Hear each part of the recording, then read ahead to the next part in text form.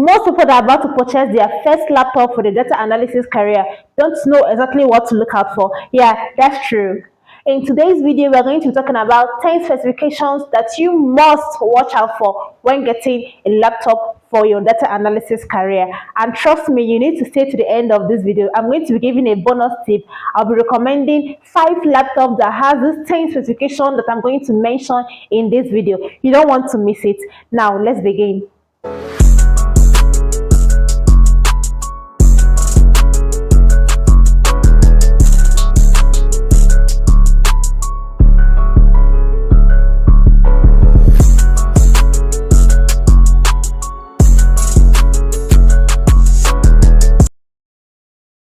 If you haven't met before, I'm Jennifer, a certified data analyst, and in this channel, we are going to be talking about everything and anything related to data science and data analysis. So, if you want to get noticed whenever I drop a new video on this channel, hit the subscribe button. Now, back to the business. The first one on my list is the Central Processing Unit, the CPU. The Central Processing Unit is the processing power of the computer.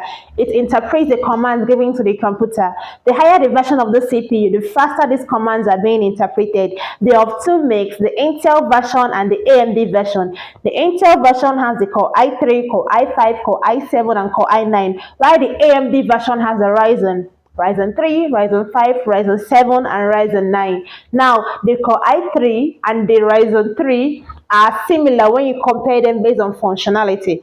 Same also is the Core i5 and Ryzen 5. Now, the Core i3 and the Ryzen 3 are the entry-level processor. They are used for tasks that require lesser processing speed like surfing the web, typing, checking mail, and basic office use. The Core i5 and the Ryzen 5 are called the mid-level processor, while the Core i9 and Core i7, Ryzen 9 and Ryzen 7 are the high-end processor. Now, these are required for tasks that requires high processing speed like programming, machine learning, artificial intelligence, data science, and of course, data analysis. So, for the case of this course and for the case of this video, I recommend at least a Core i7 or Ryzen 7 processor. Now, you might see your processor written in a certain funny way when you want to buy them, like let's say Core i7 hyphen 12600, that's 12600, then H at the back. What this means is that the processor is a Core i7 processor, which is quite obvious. Then the first two digits, that's 12, means that the Core i7 is the 12th generation Core i7, that is the 12th generation processor, and the H means high performance processor.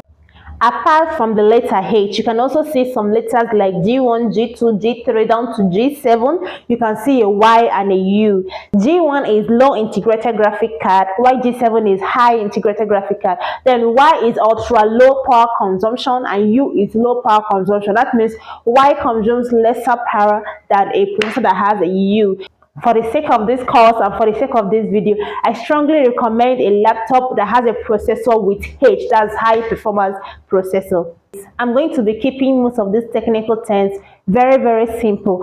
I'm not going to be going into so much details, trust me. The second thing to watch out for is the GPU, the graphic processing unit. GPU simply displays image on the screen. In data science, GPU is used to train deep learning models and also to assembly models such as LightGBM.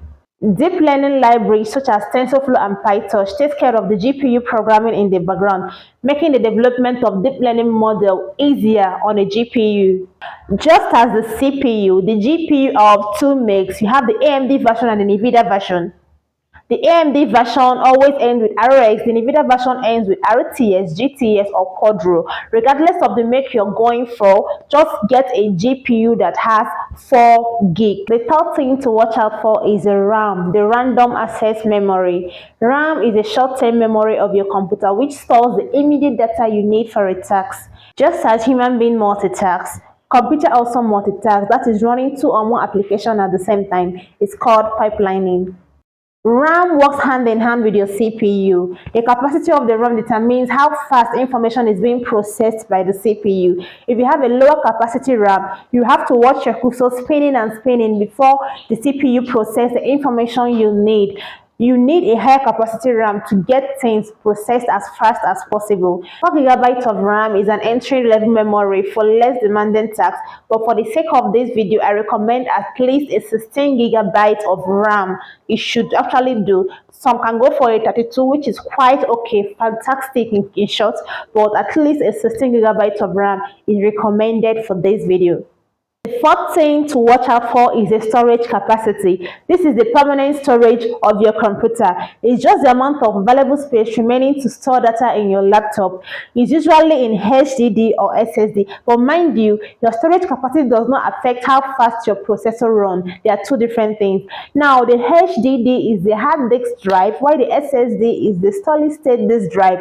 Now, the HDD is usually bulky, has so many moving mechanical parts, and they are prone to failure, while the SSD is usually compact, more reliable, sleek, and that is just what you need. SSD is a more advanced storage capacity than the HDD. For the sake of this video, I'm going to be recommending at least 512 SSD, 512 GB SSD of storage and storage capacity. Yeah, that is you can go for a quite lesser one. I think it's upgradable. Yeah, it's upgradable. You can upgrade from 256 SSD to even 1 TB SSD. But for people like us that don't actually love people touching their laptop once they buy them, actually just go for the one that you know that can actually do what you need to do, because you're going to be downloading so many software, so many data, and so many things as a data analyst to work with. Because you need that massive storage capacity, just go for a 512 SSD and have your peace of mind. The fifth point to look out for is the operating system. It simply connects the application software to the computer's hardware. Different laptops come with different operating systems like the Unix, the Linux, the Chrome OS, the Mac OS, and the Windows, the popular Windows. Now, this boils down to individual preference, how easy it is to navigate each of the operating systems. The most popular, of course, is the Windows and the Mac OS. For those that want to go with the Windows, the latest one is the Windows 11. That's the one I recommend. While for my Mac family, the latest one is the Mac OS 14 Sonoma and the Mac OS 15 Sequoia. I'm not going to actually choose between the two. It boils down to individual preference, what you prefer, which one is easy for you to navigate, easy for you to use, and easy for you to understand. But if you're going for a Windows, go for Windows 11. If you're going for a Mac, go for a Mac 15, Mac OS 15 Sequoia, or a Mac OS 14 Sonoma.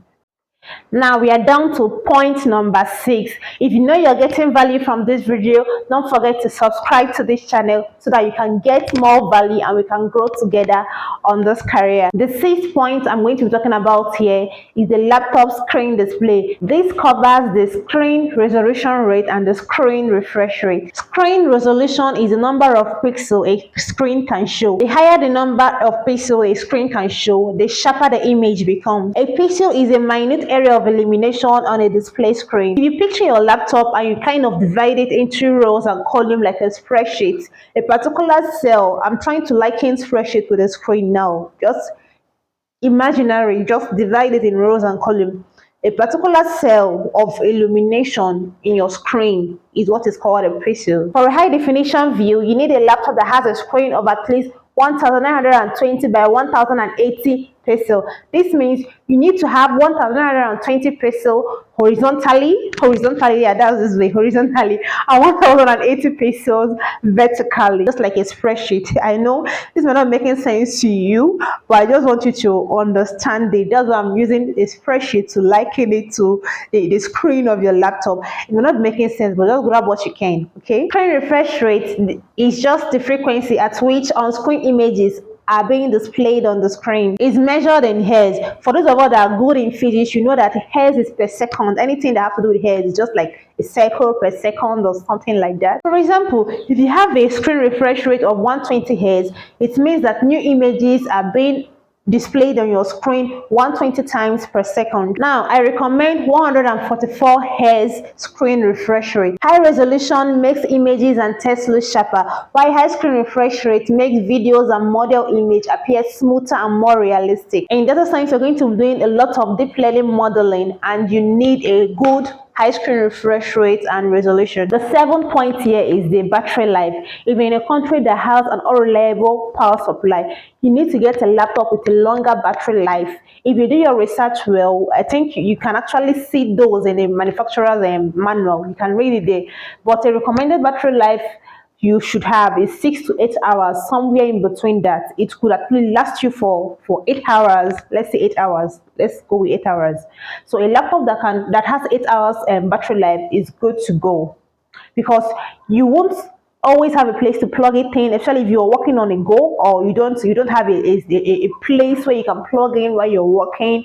You need to get a very strong battery for your laptop. The 8th point you need to consider is the ports and the connectivity. Now this looks trivial, but you're going to be doing a lot of data sharing, a lot of presentation, and you'll be transferring data in and out of your laptop. So you need at least at least one HDMI port for projecting. You need a 2 USB ports for sharing data in and out of your system. Then when it comes to wireless connectivity, you need to get a laptop that you can connect to Ethernet, connect to Wi-Fi, connect to Bluetooth easily. This will ease your data sharing. It will ease presentation when you want to project out of your laptop. Second to the last point here is what I call the physical attribute or the build quality. Laptop, unlike desktop, are designed to be carried around, so they need to be portable, durable, strong, sturdy. Do you understand? So I'm going to be mentioning 4 things that you need to consider when it comes to physical attributes of the laptop you want to go for. The first thing is the sturdy hinge. You need to get a laptop that has a sturdy hinge. Like the hinge needs to be strong. I had this terrible experience when I was an undergraduate. I did during my engineering course, I think. I bought this laptop. I won't mention the brand, so they will sue me. So maybe it's the quality of the laptop I actually got, because I got what I could afford as an undergraduate student that is not working. So the laptop I had, the hinges were terrible. That the screen is one side, the keyboard part of the laptop is the other side. So anytime I want to open it, I had to pray so that it won't split open. I've used screw, I've used gum to try to hold it together, but I had to discard it at the end of the day. So you have to get a laptop that has a sturdy hinge. The second is need to get a laptop that has a metal cover, like aluminium cover. It helps in heat dissipation and is also durable, unlike going for the one that has a plastic cover. Then the second point is the size of the keyboard. You need to get a laptop that has a full-size keyboard, not the one that has the alphabet and the numbers keypads cramped together. You have to do shift this, shift that, before you can be able to access the numeric aspect of the numbers aspect of the keyboard. Have to get a laptop that is spacious, that you can easily place your fingers without feeling cramped, and that has a separate number pad. And then the 4th physical attribute you should watch out for is the screen size. Trust me, you don't want to be scrolling up and down. You need to get at least a 15.6 inches screen that is sizable, because if you're a data analyst and you have so many things to do, like a big job to do, you have to be writing so many SQL code, so many Python code, so many R code, and in that aspect, they will have to run into pages like 2 page, 3 page, 4 page. So you won't want to be scrolling up and down every time, although eventually you still have to scroll up and down, but it will reduce the scrolling up and down. And in terms of data visualization, you have to, like, if you're doing a one-on-one presentation or two-on-one presentation with your laptop and just another person, you won't need a projector here. You need to use your laptop as the presentation item. So a larger screen will help you visualize the charts, tables well, to be well clear, or like a smaller screen. We are down to the final point, which is the pricing. No matter how trivial this point is, it's very important, because if you know what you're looking for, you actually enter the market, do your market survey, and enter the market with a clear picture of what you want in mind. This will help you to get what you want within your budget without spending extra money. Also, in pricing, you have to also check other post-purchase costs, like the software costs, accessory costs, spare parts costs, warranty costs, and so many other things of the laptop you want to go for. Now, if there is any point you think I omitted or you think I should include, drop it down on the comment section. Let's talk about that. I'll be heading down to our bonus point, which is the 5 laptops that has the specification that I mentioned earlier. The first one on my list is the Dell 7400 2-in-1. It's called 2-in-1 because it can pass as a tablet and it can pass as a laptop because it's quite foldable. It's very portable, foldable. If you fold it, you think you're using a tablet. This is the one I'm currently using. It's 16 gig RAM, Core i7 512 SSD. Although the screen is smaller, it's 14 inches screen. Yeah, it's smaller, but it will serve. Touch screen. It's perfectly okay for your data analysis career. The second one on my list is the Dell Inspiron 15 5510. This one has a larger screen, like 15.6 inches, I think. Core i7 16 gig RAM 512 SSD, perfect for the job. The third one on my list is the HP Envy 15X360. This one has a quite larger screen of about 15.6 inches. It has 1 TB SSD, massive space, 16 gig RAM 512 SSD. Good for the job too. Number 4 here is the HP EliteBook 840. This has a 14.5 inches, 16 gig RAM, Core i7 512 SSD. Is also good for the job, although the screen is quite smaller like the Dell I actually talked about. Then of course my Mac family, I'm never going to forget you guys. So I have one recommendation for Mac. Apple MacBook Pro M2 chip. This one has a Core i7 512 SSD, 16 gig RAM, 14 inches screen, which is okay and perfect for the job. Now we are back to the end of this video, and if you think there's anything I omitted, or if you think there's anything I should add to this video, drop it down on the comment section, and don't forget to like, comment and subscribe to this channel so that you get notified whenever I drop something new. That'll be all for now. Bye.